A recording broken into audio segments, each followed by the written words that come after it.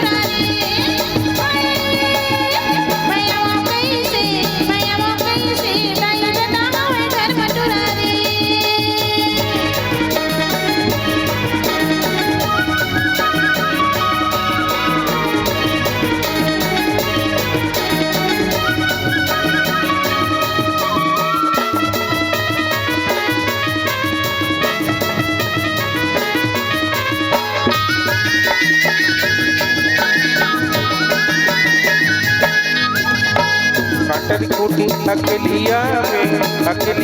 में रोटिया माँ पानी धर के पियो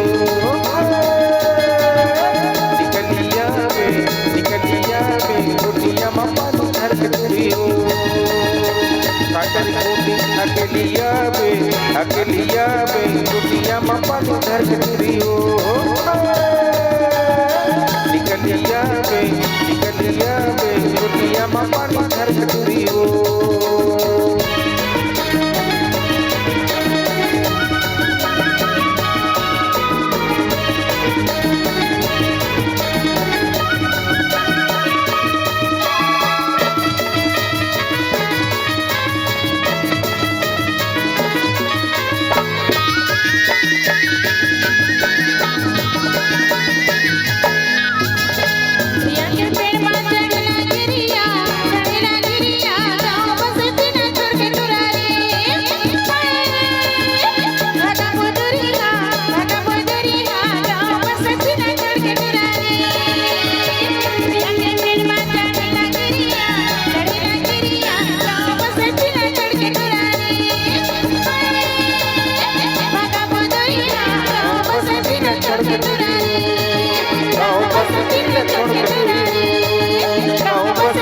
छोड़ के